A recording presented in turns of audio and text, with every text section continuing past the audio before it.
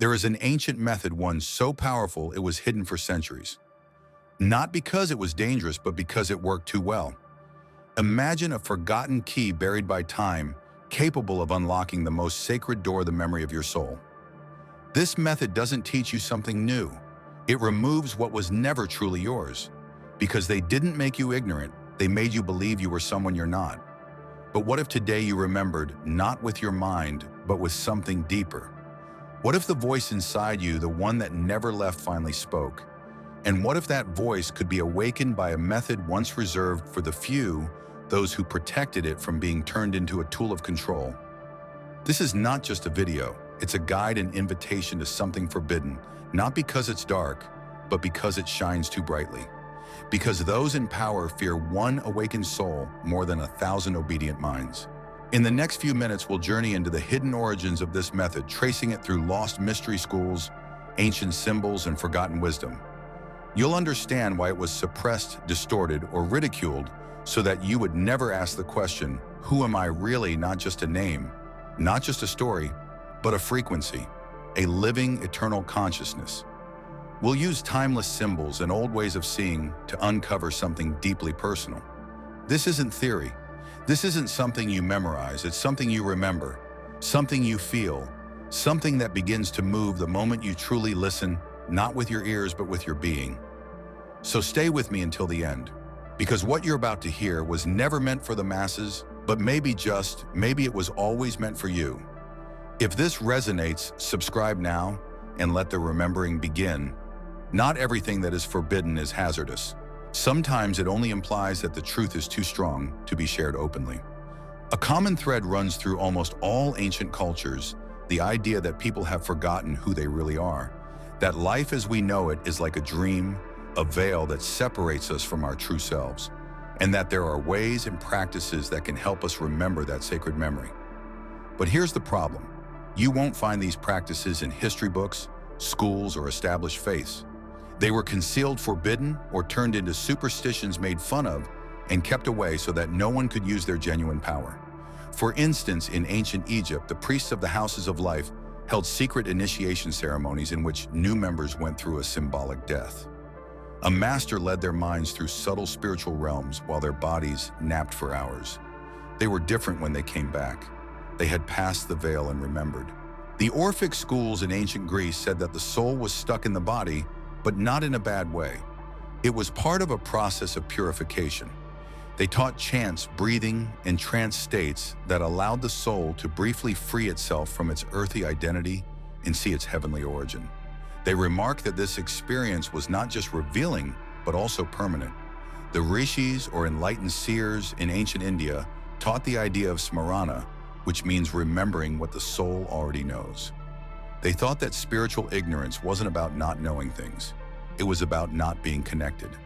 The path back didn't mean knowing more. It meant forgetting, letting go, practicing silence, and matching vibrations to restore consciousness back to its natural state. In all of these examples, the technique was the same at its core, even though the forms were different. It wasn't about getting information from outside. It was about getting back in touch with the spiritual memory that was deep inside. Then came the darkness, religious battles, spirituality that was built into institutions, and the growth of outside forces that controlled what was true inside. What was once a way to remember became into useless rituals, strict rules, or heresy. The methods were split up, the symbols were disguised in stories, and the main ideas were kept secret since they were thought to be deadly. Who is it dangerous to? To the systems that don't want you to remember, since once a soul remembers who it really is, it can't be controlled anymore. This knowledge is coming back now, not as anything new, but as a memory that is coming back to people who are ready to hear it. And the best part is that this forbidden strategy has always been inside you, deep in your mind, simply waiting for you to realize it. To grasp the potency of this prohibited strategy, we must first reevaluate a concept. The soul doesn't need to know who it is. It has to remember. And that memory doesn't come from thinking. It comes from a vibration, a certain frequency. When that frequency turns on inside you, everything that isn't true starts to fade away, and everything that is true shines through like a soft light. But how do you get to that frequency? The band technique isn't a series of words or an outside ceremony. It's an internal process where you align your body-mind energy and consciousness until your soul's memory arises as a living experience, not just a notion. Think of your soul as a beautiful symphony that is hidden by noise, interference, other people's beliefs, prior traumas, and indoctrination. This method acts like a tuner. It doesn't add anything new. It just gets rid of anything that gets in the way of the sound, polishes it, and makes everything work together. That original tune starts to play again while it accomplishes this. There are 3 primary steps to this method, and even while they don't have to happen in a certain order, they are all important. The first step is to get rid of the false self. This is the hardest and first step. This involves finding the voices in your head that aren't really yours, the thoughts you've adopted without thinking about them, and the mask you wear without recognizing it. You look closely at what you're thinking. What do you want? What scares you? Also ask yourself if this is actually or if someone else put it on me.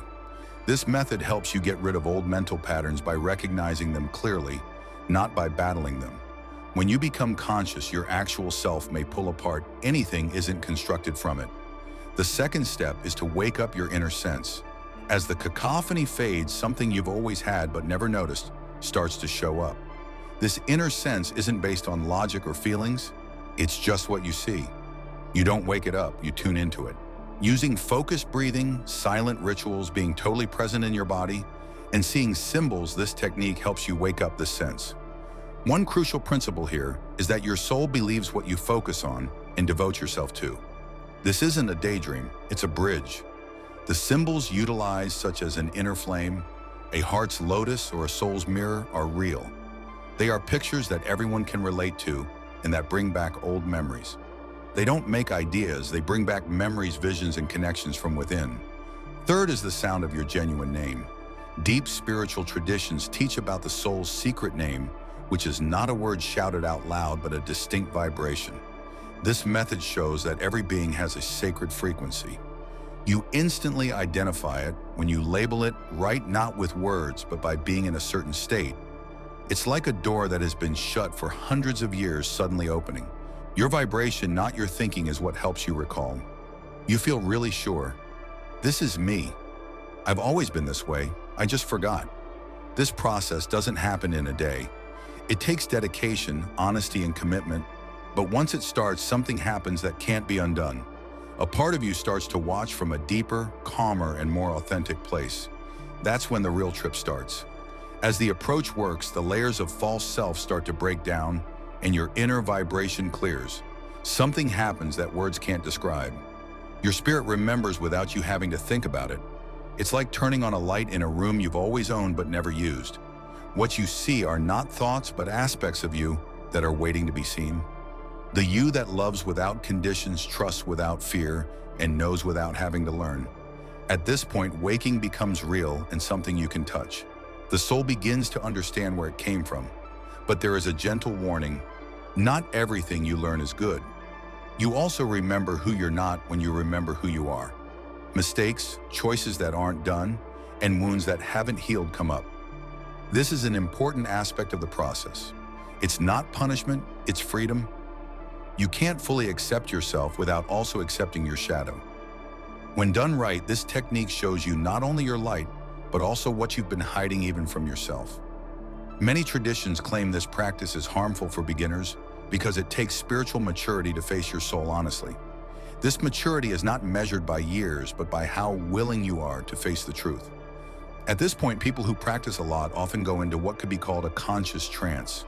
This isn't the trance that psychology talks about, like forgetting oneself or being hypnotized. It's an extended awareness. Your soul controls how you see things. You can feel your body and see what's around you from a distance. You think, but your thoughts don't rule you anymore. Your consciousness seems to pull away from your ego a little bit. From this peaceful place, everything takes on new significance. Emotions become clearer, awareness expands, time feels free. Surprising intuitions develop without rational cause, and memories from past lifetimes or ancestors emerge along with knowledge you never studied, yet seem to carry with you. This is the most important aspect of the procedure. It's not about practicing anymore, it's about living this way. You begin to live from a new center, not hiding who you are, but being yourself. Choices are easier to make, relationships are more honest, and worries aren't as strong. And here's the strange thing, the soul doesn't learn who it is, it remembers. This memory isn't a picture or a story. It's a continuous vibration that feels like home. The most holy thing happens, here the soul settles. After then, everything changes. Your body stays the same, but something inside you has woken up and will never slumber again. And that's why the method was named forbidden. Not because it's bad for you, but because it puts everything that kept you asleep at risk. Awakening is not a single occurrence, it is a discipline. And just because you have a little period of deep inner discovery doesn't mean you'll stay that way. The method we've been talking about isn't only a spiritual experience, it's also a guide for everyday living. When you make it part of your daily life, searchers become knowledgeable learners, become instructors, and routines become rituals. We're not talking about harsh laws here, but rather living principles and routes that, when followed with purpose and determination, keep you remembering even when life is at its busiest. Real spiritual power isn't about making you feel good in a quiet cave. It's about remaining awake in the thick of all the noise. First, practice being silent. The soul remembers best in stillness, which is more than just the lack of sound. It's a silence where you are completely focused. Spend some time each day, no matter how long, just being with yourself. Don't look for anything. Don't expect visions. Just breathe, watch, and let things happen. This time isn't only for resting, it's a safe place. It's where you can start to hear the echo of your real name. Second, make your activities a ceremony. One important part of this method is to make your daily acts a sort of presence. If you eat, walk, talk, or look from your center, these things become ways to remember. Every gesture can be a gift, and every word can be an invitation. Ask yourself, am I performing from my spirit or from a mask? When you live from your soul, even the little things become special, and that keeps your memory alive. Third, think about what you put in your head. Your spirit doesn't forget, but your mind can bury that memory under a lot of other things. What do you like to watch? What talks do you take part in? What pictures do you keep seeing? This method says that everything you see, hear, smell, taste, and touch changes your inner vibration. This vibration is like a temple where your soul's memories lives. Take care of your surroundings and your attention like a competent alchemist would take care of a fire. Fourth, say less and say it from a deeper place. Don't just say what you've read. Don't use what other people say. Don't talk just because you want to. Let your voice emanate from the place where your soul lives when you talk. Words uttered from memory can rouse people up. Let your voice be a channel, not for thoughts, but for resonance. Fifth, pretend you already know who you are. Even if you haven't entirely remembered yet, live as if you did not to pretend, but to connect. Doubt all the time keeps the soul from showing itself. It shows up when it sees you ready to be true to yourself, even if you don't fully comprehend it yet. Walk as if you have an old story inside you. Love like you have for a long time. And don't forget that remembering doesn't come from looking. It arises from vibration. For hundreds of years, we've been told that waking up is hard, that the soul is a mystery we can't figure out, and that only a few people get to know who they really are. But that's not the case. The most prohibited truth is not hard to understand. It's basic, straight, and close. Most importantly, it's what people who want you to stay sleeping fear the most. This journey we've begun, it isn't just a stream of thoughts. It's a map drawn by something ancient within you, a quiet signal for those who've always felt that life must hold more than the name they answer to, the roles they play, or the stories they've been told. Because you are not the mask. You are not the part. You are a living thread in the vast fabric of timeless consciousness, a note in a song the universe is still singing. But like all of us, you forgot. You forgot that your soul is older than time, that your ancient memory is hidden in the now. But here's what matters you can remember. The method we've explored, it isn't new. It isn't secret. It isn't something to seek or study or purchase. It's a reflection of what you've always carried, a whisper from within. It's not something outside of you. It is you. You don't need to be ready. You don't need to be pure. You only need to be still. Because when you return to that stillness, when you quiet the noise long enough to listen, your soul begins to speak, and it doesn't speak in words but in truth. And when you remember who you are, everything shifts. You stop seeing enemies, you see reflections. You stop fearing the unknown, you begin to welcome it. You stop pretending and begin creating from truth. When that truth wakes up inside you, you no longer need to be understood. You no longer chase love, you realize you are love. You don't need to have all the answers because your silence has already made you wise. This isn't some dreamy promise, it's a doorway. And stepping through takes courage, because the path of remembrance isn't always gentle. It doesn't flatter your ego, it dismantles it. It doesn't add, it reveals. It strips away the illusions until all that's left is the essence of you, raw, real, radiant.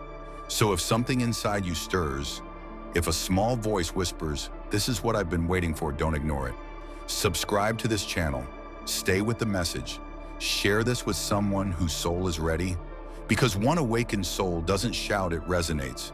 And that resonance changes everything, quietly, powerfully, from within. You're not here to become something.